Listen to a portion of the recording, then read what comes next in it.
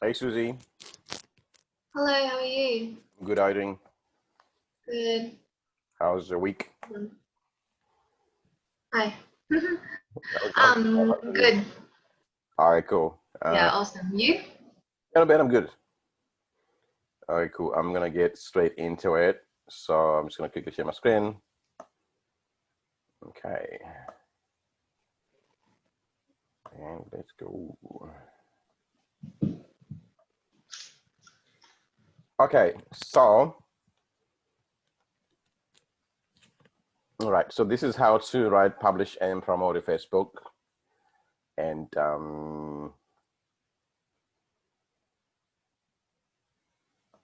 your Facebook is always important, and it sets in motion a few things, as you will see.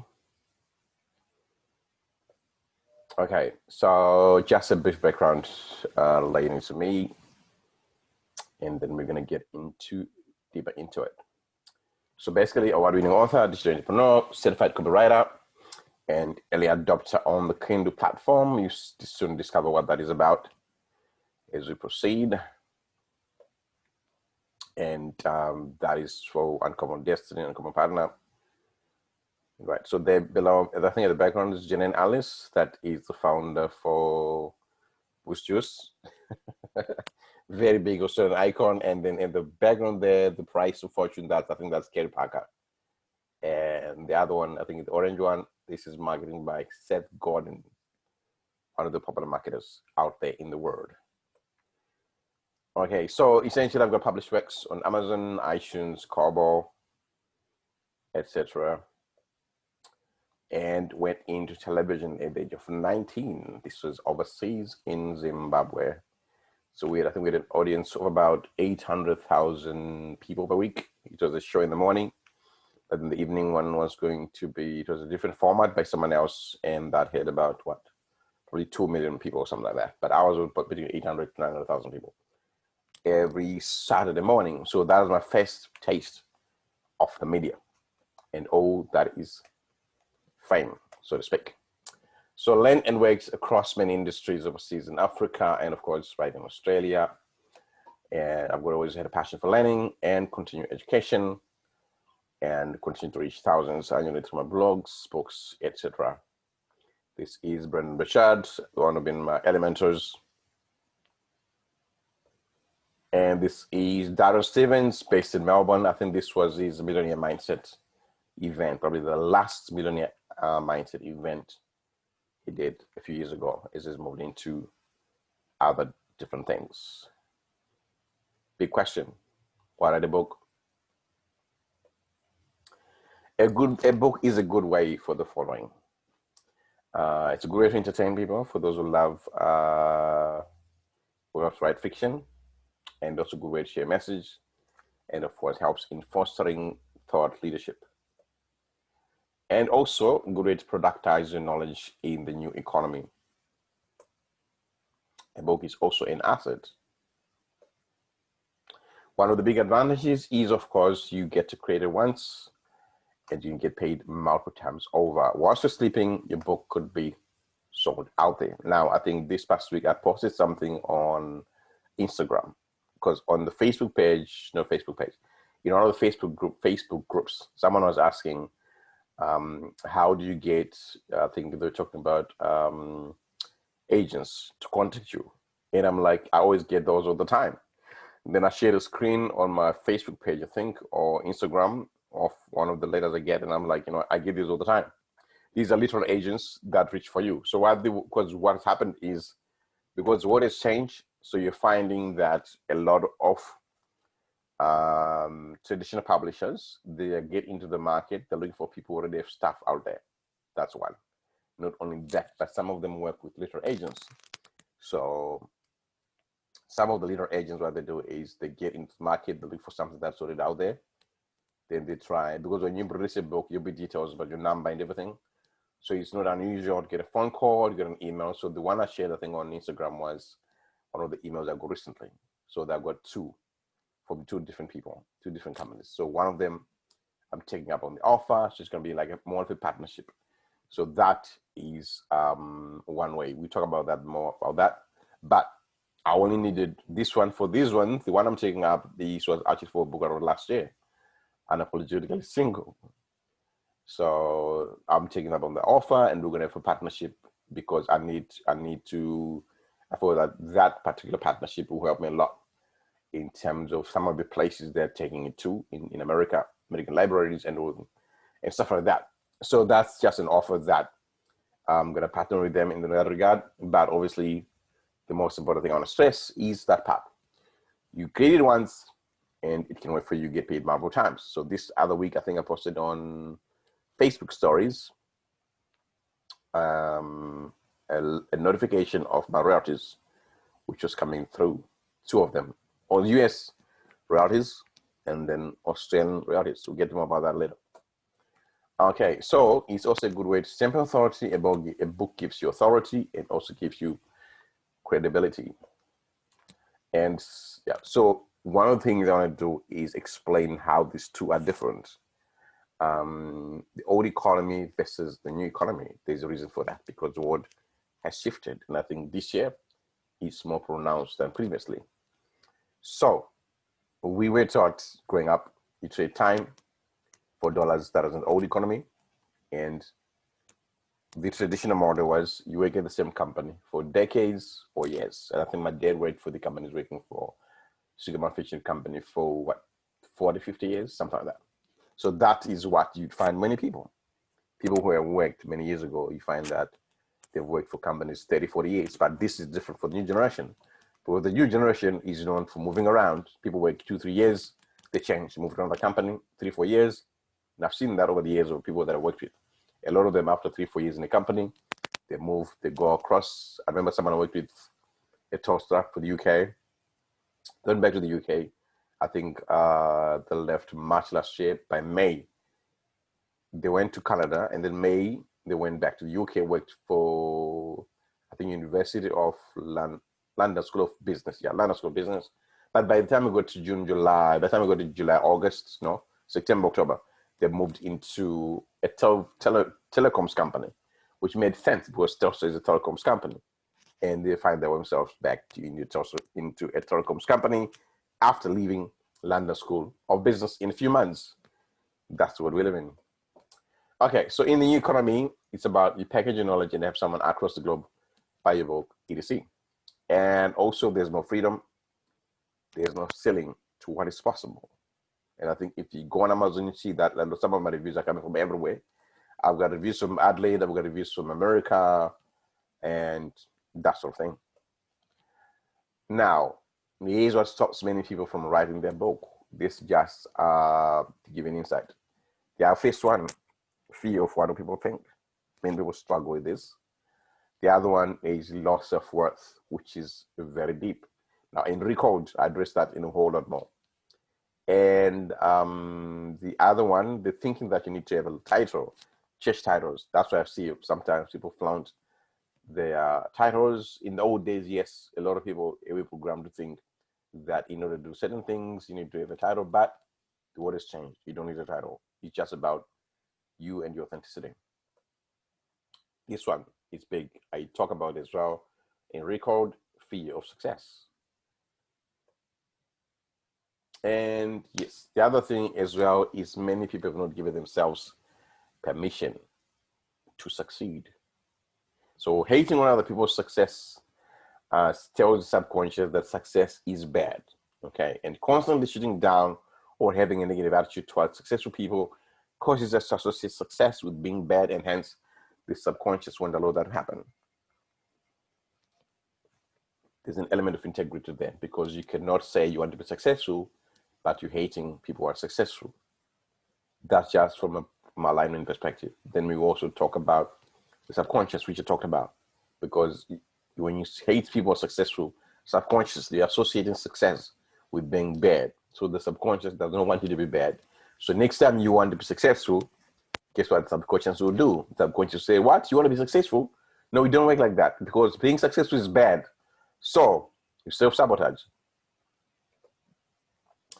Now, key step in writing Facebook. Now, you want to think about the big picture. And you also want to think about the problem that your book will solve. And if you're thinking of long term, You want to think about the problems you want to solve. That is maybe if you're looking to have a series or a number. Of course, as a person, you grow and evolve. But in the very beginning, you want to think about your main problem you want to solve. You find that certain people, they just write books on one particular area. For example, those who write teenage fiction. People who write written 6, 7, 8 books on teenage fiction, which is a very popular genre, which is to do with a lot of witchcraft. It has a lot to do with sci-fi. It has a lot to do with forms of ghost and all the other things. That's the teenage content literature is very, very popular, that one. So you find some people want to just write from the entertainment side, but if you're doing nonfiction, you're thinking about long term, about the problems you want to solve. So you can have a series of them, or you can have the first one, that sort of thing. Yeah, so that particular area of problems you want to solve becomes a niche. If you're in the health space, then health becomes your niche. And fitness, and then you got to talk about things like fitness is broad. You got fitness for pregnant moms, fitness for women who have just had a baby. You got fitness for men. You got fitness for young boys. I think this person who won The Bachelor 2016, 15, his name was Sam. I think he ran a fitness sports and business for kids, where you train kids for fitness across Australia. And then now he's left that. He now runs a program called 28, which is basically for men and women. And it's basically, you don't need equipment with 28. I think it's for about a month, 28 days. His name is Sam Woods. So he's pretty smart change, although it's through fitness, but it's changed into adults. In this 28 days with them every single day, no equipment required. You do your exercises from home. So that's a niche. I'm just giving an example of how we was able to change from a fitness business for kids into adults. Yeah, the other thing as well, you can create a series of books. Now you need to start from a place of service, wanting to make a difference. That's what we want to start from. We want to start off from a place of service. One of the things I see is, I think someone in the inbox on WhatsApp, they're like, they're talking about being big. In my head, I'm thinking, it's a different story, because they're coming from a place of wanting to be big. It's not being big for the sake of being big, because you'll be tested. So if your agenda is just trying to be big, you won't go anywhere, because you'll be tested. So the right place to come from is a place of service, place to want to make a difference. And also, it's not about having a book for the sake of having a book. A lot of people miss on that one, because okay, it's about creating value, solving a problem, or in the words of Dr. John Gray, from a place of service. Now, first thing, of course, when you're looking at your book, you want to think about what's the biggest problem you want to address in your book. That becomes the main central overall theme that you want to address. And then, of course, you can have your chapters. For example, if you look at Head to Head with Jezebel, overall generally speaks more relating to health, relationships, and abuse. And then you find different topics in the book. And for heads up, you'll be seeing that will be coming in print very, very soon. Within the next couple of weeks, you find that in print. Right now, it's been on digital format, but in the next few weeks, you find it in print. We never know. Someone watching this might be getting a print copy. You never know. Okay. Your book finds relevance in the market. Now, that's one of the big things there. How big is the problem in the market? That will differ depending on the topic and all sorts of things. But one thing you find as well is you find that there are books that a lot of people don't even know exist, because they think the market is small, but it's a global village now. So even if a topic might not sound too big, right, but you'd be surprised there are thousands of people who are looking for that particular topic.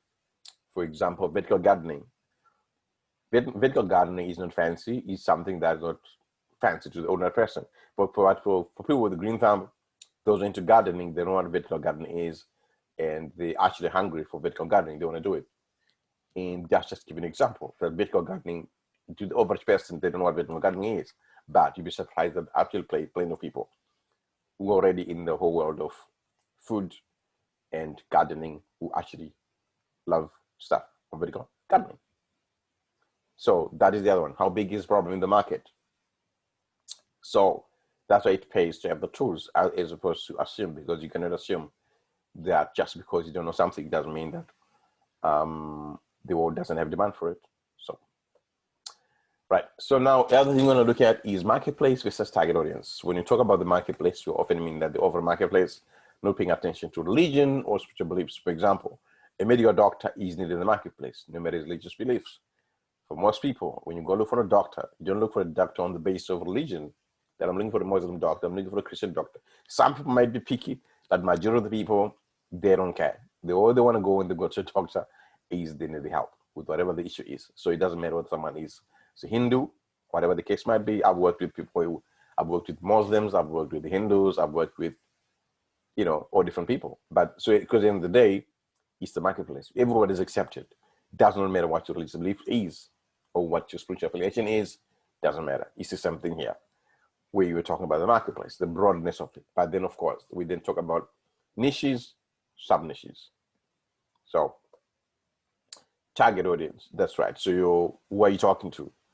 There are plenty of spiritual, for example, if you're writing a book on spirituality, you would have a whole range of spiritual things out there. You got psychics, you got people who write books on witchcraft, you got people who write books on yoga. So, who are you talking to? Interestingly, you find that there are Christians who are into yoga. So there is an overlap there between, so someone might be writing yoga for Christians. It's usually something like that. I don't know, but I've seen yoga being promoted in churches, which is a whole different story altogether. But you still find that yoga as a spiritual practice, fitness, whatever the case may be, it's got its own base in terms of fans, and people love it. So, and sometimes you might find overlaps in different areas. That happens as well. So your target audience, these are people that you are writing to. I wrote the 3 levels of prayer for people that go to church. Mainly Christians are in niche market, in the marketplace, so the book will be suitable for Muslims, Buddhists, because if though as many people pray, the type of prayer is written, or the type of practice when it comes to prayer that were being talked about are were relating to Christians. So obviously a Muslim wanting to pray, that won't work. A Buddhist wanting to pray, that won't work as well. Another example, Uncommon Destiny had Christian principles, but I made them so basic and so simple that anyone who didn't believe in God would still appreciate the book. A friend of a friend who's a Muslim got a copy of my book from a friend who happened to be a Buddhist.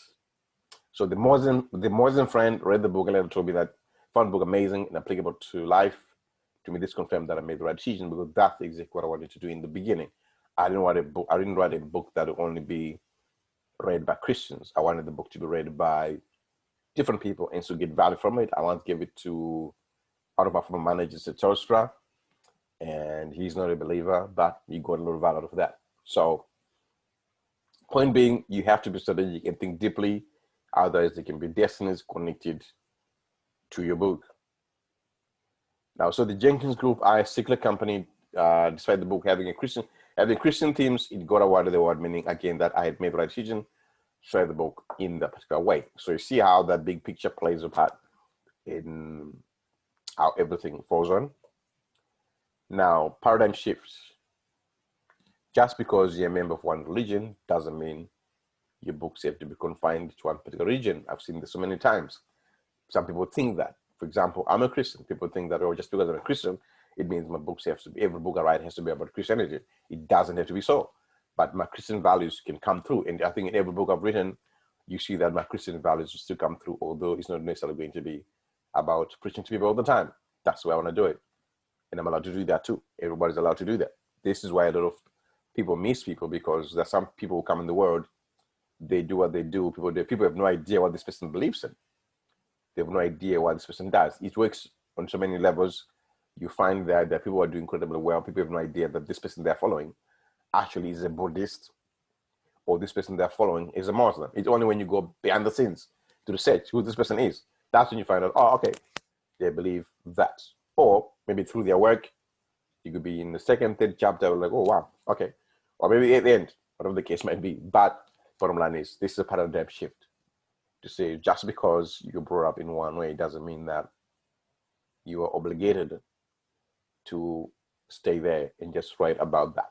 You're allowed to share any part of your story. and you're allowed to venture into whatever area you want to get into. So the world is bigger and is broad, so you're allowed to enter any niche and be able to contribute meaningfully and bring tons of value. Now, just because you're a Christian doesn't mean that every book you write has to be about Christianity. Yes, Christian values can be embedded in your work. Like I was saying, just like when you go to work, the way you carry yourself can reflect embedded Christian values. This is very important because I think in the workplace situation, you find that, like I was saying before, you work with different people. I've worked with Muslims, I've worked with people from different religions, backgrounds, and stuff. Because if it's a marketplace, it's a workplace. Everybody's welcome. But in saying that, it means you must be coming from a place of authenticity. That means your values should be able to come through. That even if people don't, they don't get to ask you directly, say, hey, are you this, are you this, are you that? But your values must be able to be seen, that, okay, you're working on your values. And by the time someone asks you to say, are you a Christian or are you a Muslim, it means they've already seen something about you and your values that reflect that this is who you are. So that's actually powerful preaching, because you're not going around with the flag saying, hey, I'm a Christian, I'm a Christian. People don't care about that, because at the end of the day, if you're working, your boss wants to see you on time, or your boss wants to see you at a certain point, or doing whatever it is you're doing, without without dragging into your belief system or your spiritual affiliation in the background, because at the end of the day, you are there at your workplace for a reason, which is to work and produce results. So your spirituality and all the other thing, that becomes secondary. But because your primary reason for being at that workplace produces results. So it doesn't matter what religion you are, all the boss is required is need results. If they ask you to type out a five-page document, that's what they want to see. Like they want to see a 5-page document, your religion and all the other stuff. That's secondary. But the most important thing is you produced the document required. There you go. So, but in saying that, the way you conduct yourself, the way you carry yourself is very important, because your values must be able to come through. That makes sense, because it would be dangerous to portray one thing and then your values are going the other way. That can be dangerous. Right. So one of the things, of course, you're born to shine. You're born to shine through your work. That's one of the ways to shine. It's not about the other fancy stuff, but really comes down to that, shining through your work, because most people will come through your work. Right. So there's also an element of about freedom. Express yourself and be able to bring value to the market. Right. So that's the whole thing when you're writing and stuff. But then at the end of the day, when you're done writing, you got to find the right editor. It is assumed that by this time you've already chosen which platform you're going to publish your book on. You already chosen the format, and you're going to look at digital advantages. Of course, the advantage of digital is include, of course, that it is downloadable. You go less overheads or minimum, or none at all. Customers can get the book straight away. They don't have to wait for weeks. They get it straight away. Advantages in print, sentimental. Some people love things to hold, touch, something they can feel, they can see, touch, feel. And that can be used also to get new clients. Some people like Christmas and things like that. Some people may like to go and bring, the book in print, sign it for someone, that sort of thing. And then, of course, media interviews for them. In case of media, you find that most times it's never really about digital, it's always print, something, a book that they can hold, maybe show it on screen on TV, whatever the case might be, radio, you name it. And you can start off with digital first and then print later, or vice versa. I think one of the reasons why people would like to start with digital first is to just have a good idea of how the market is responding, and then they do print later, or sometimes it's reverse, like J.K. Rowling. I think with J.K. Rowling, she'd start off with print, and then because the deal she had with those publishers initially was only for print, so she'd write to the digital stuff, which meant that when she released her first ebooks, they were available exclusively on her website, on the J.K. Rowling website. Of course, that website probably brought in millions, because that was only the digital format available only through a website. Of course, that might have changed now. She could easily have signed another deal with some of the publishers to sell her rights. Now, there's the one thing with that is relating to ownership, because obviously this was a work, so she signed deals for print, but deals relating to digital, that she still had not signed anything. So she had the right to that 100%. So she could do whatever she wants. And of course, at the time, she chose to just have them on a website, which is totally okay. Of course, that was then. Not sure now what the case might be. She could easily have signed other deals to have the books distributed in digital through other channels. But obviously, in those first few years, when the books were on a website, she brought truckloads. So this is J.K. Rowling started off with print and then later sold ebooks initially on a website. Apart with the publishers, she had signed her digital rights. Now that there's Audible, it means that many traditional publishers will now deal deals that encompass all three. So that means even if you can have a deal for print, you can have a separate deal for digital. You can also have a separate deal for Audible. But some, of course, publishers are very smart. They can just do a one deal encompassing all three. To say, this is the deal we're gonna offer. We're gonna do this. We're gonna do all three together. So that means even if the print is done, they do digital format. Probably they either have you come into a studio, podcast style format, where you read the book from start to finish. They can do that over a number of days. Some people can do it in a single day, depending on the nature of the project. But it's a lot of work, because depending on the strength of the book and the length, you find that some books, they need to be recorded over a period of 3 days. Maybe you do 2-3 hours in a day, then the next day you do another 3, the next day you do another 3. But some people may just do one day, let's say from 9 in the morning to about 4 in the afternoon. That means after every chapter or after every couple of hours, they would then take a break and proceed. But obviously, there's a lot of work to be done there. That's one. The other option is to have someone read the book, as opposed to you reading the book in the studio. You can have someone else read the book. That is totally acceptable as well. But I think for a lot of others, once they read the book, when it comes to Audible, they want to have the book. They want themselves to read the book. So that's that as well. Now, see how the world has changed. Many of the traditional publishers today are looking for people who are already doing stuff. I think I hinted that in the very beginning. This is one of the things that's happening now, where you're seeing that a lot of traditional publishers, before they give you a deal, they already want to see you doing something. They want to see how you're in the market, how you're positioned.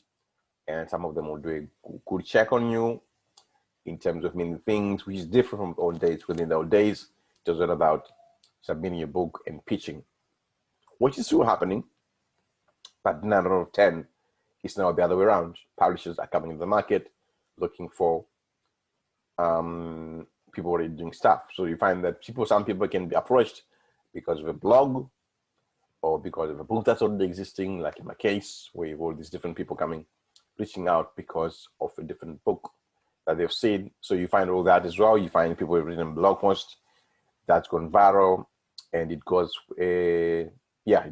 everywhere.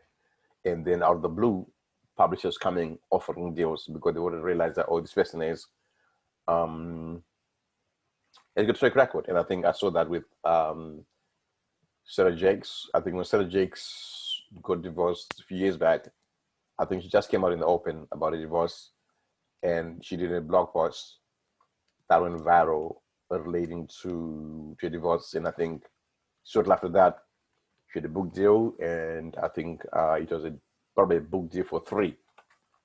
And all I remember is on the third book, I don't know what was going on, and then she just sort of made a remark that, well, you know what, this is my 3rd book, I'm done. Basically, I think that was the deal, because you also have to understand the commercial side of things, where if any of these major publishers are giving a deal, you also remember that they're looking at it from the point of what's in it for them.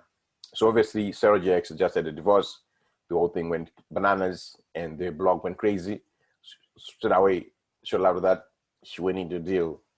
And I'm not sure why the case is right now, but obviously, I would imagine that probably right now, things will be different, because Back then, that was an entrance. She was just beginning, and a range of things were happening. Of course, now she's remarried, someone else. They've moved on. So obviously, that is different.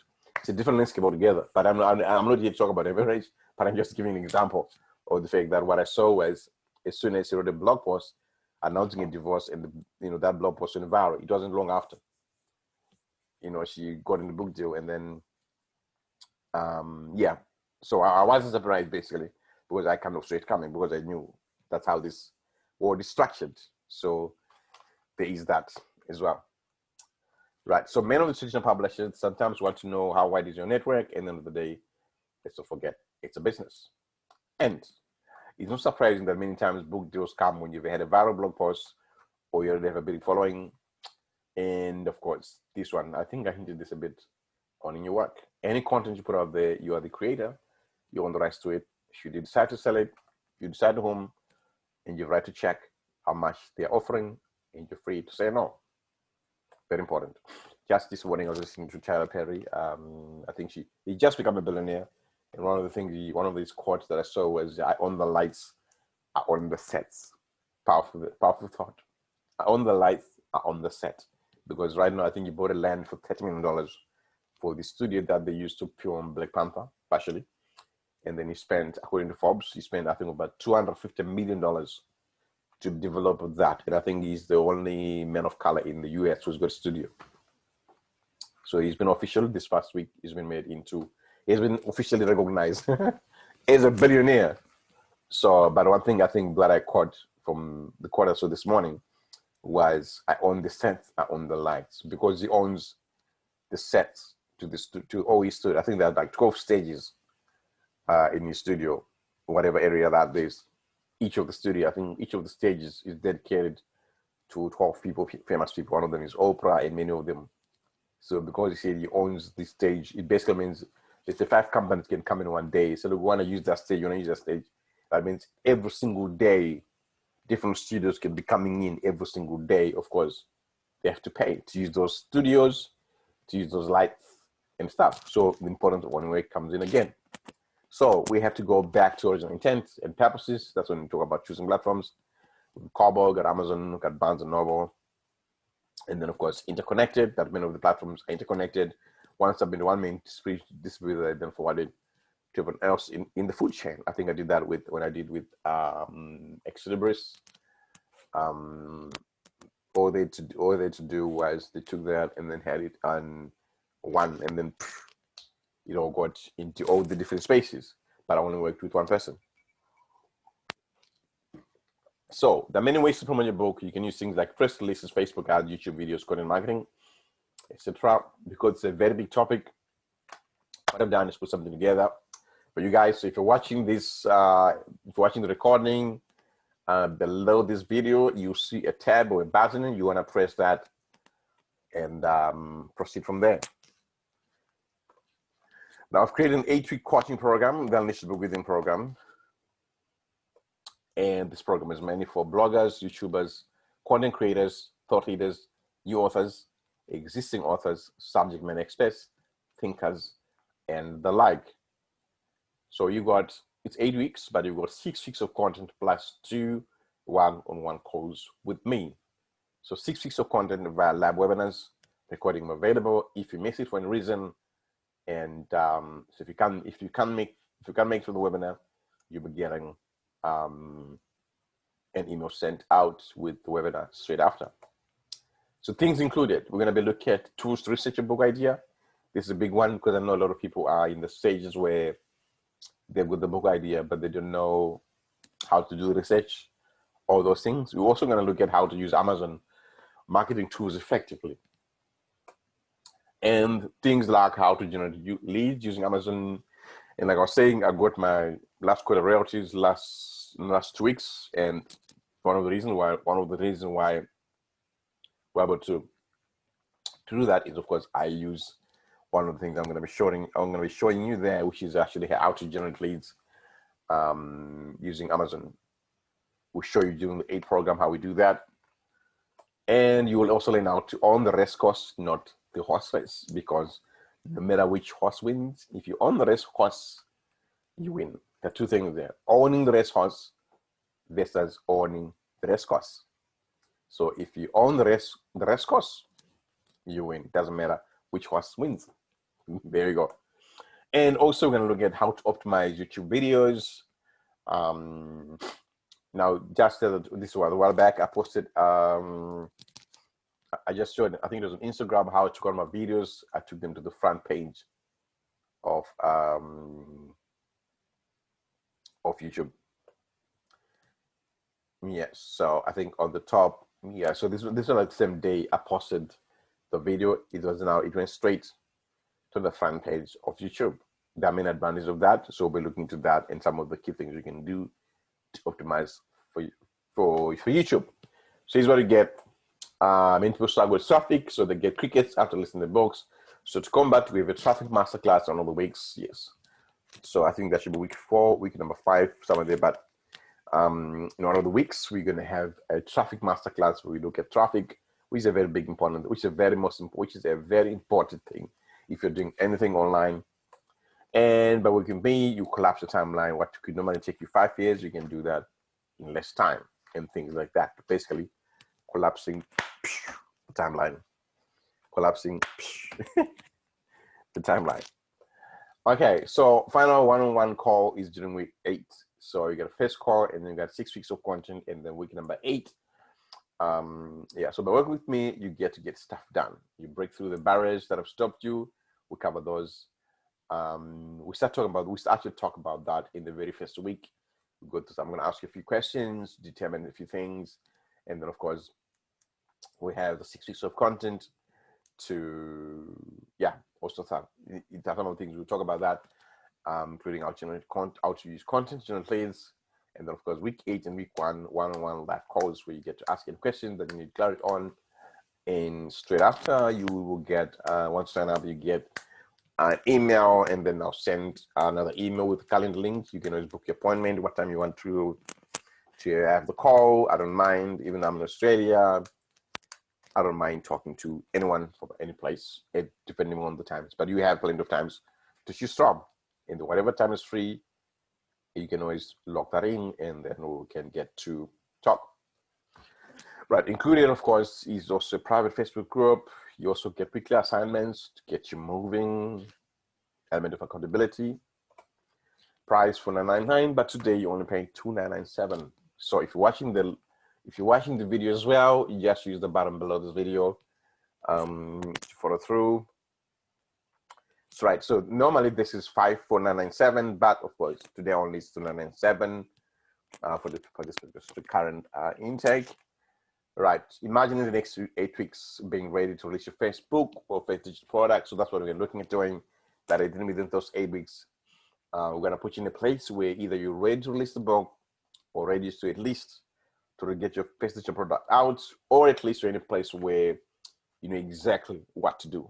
Because I know some people at different places, so maybe you need more time to write your book and stuff. But we're gonna try to get you as much as possible closer to that, to the point that by the time we do the final call on the week 8, you know exactly what you're meant to be doing, in what order, and everything. Because right now when I ask people, some people are confused, they're clueless and stuff. Some people would beat this, but the others are you're missing. So what I want to do is make sure that by the time we get week 8, even if you say, I don't want to release my book right now, I'll release my book in the next couple of months for any particular reason, you know exactly where to go, you know exactly what to do. And of course, you should be in the Facebook group and help.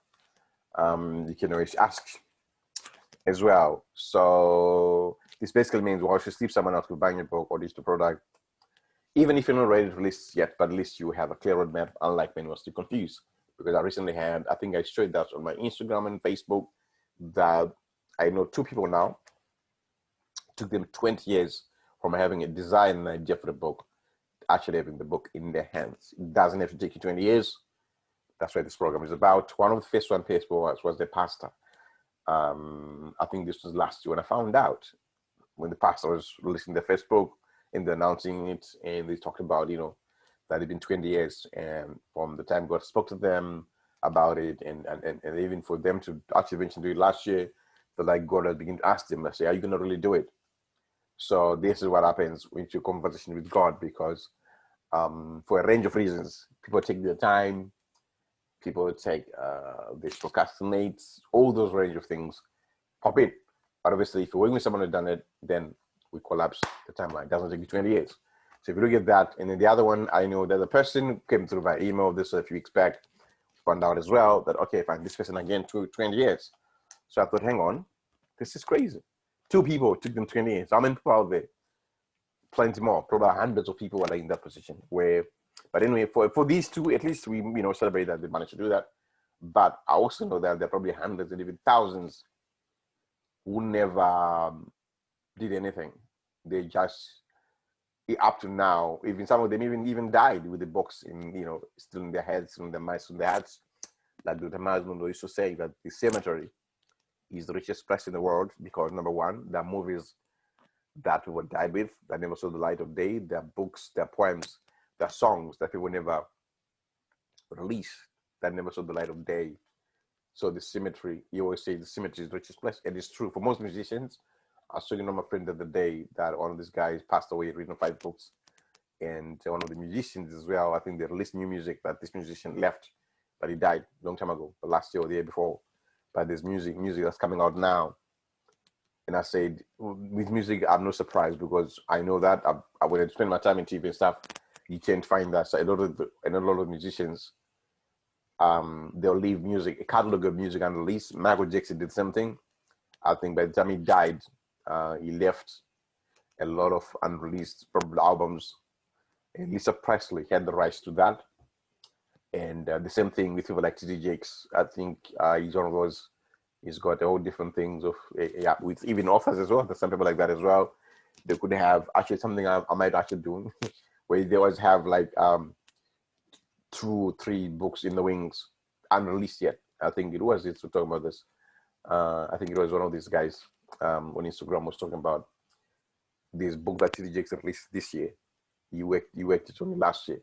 So this guy happened to have met T.D. Jakes last year talking about this book, which is released this year. So it happens as well. So you're going to find someone, it's not surprising that you right now, if you're checking some of people's files, they might have books ready to be released in 2022, but they're complete right now.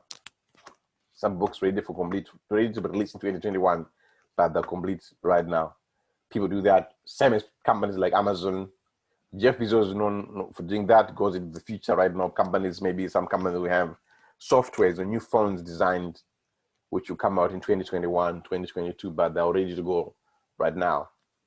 Yeah. So even if you're not ready to release yet, but at least you have a clear roadmap, unlike many who are still confused.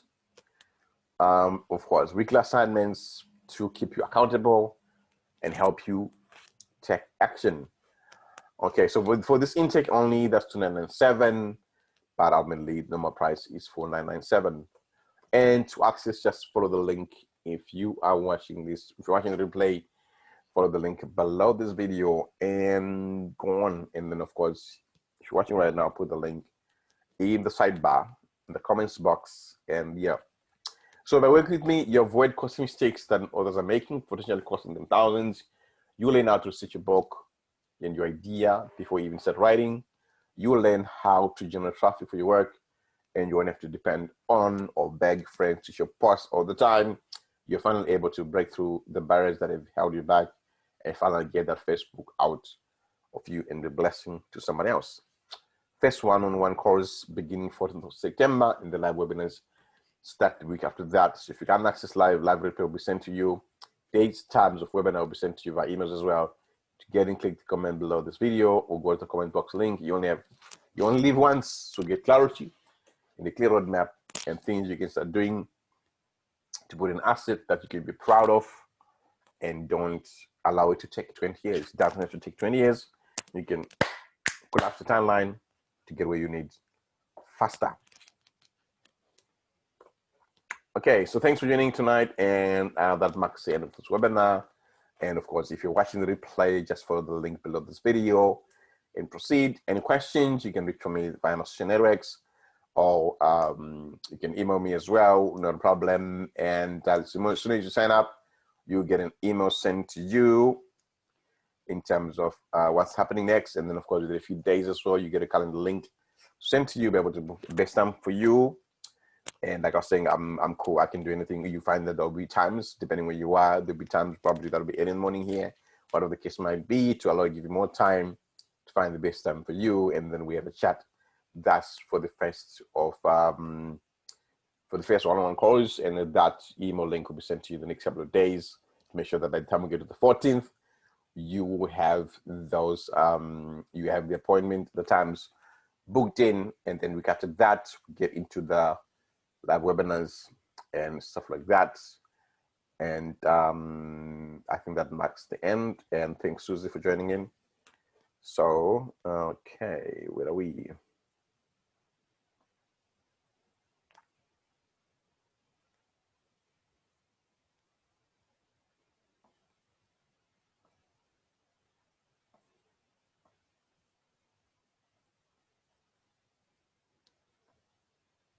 Okay, this is what I'm looking for.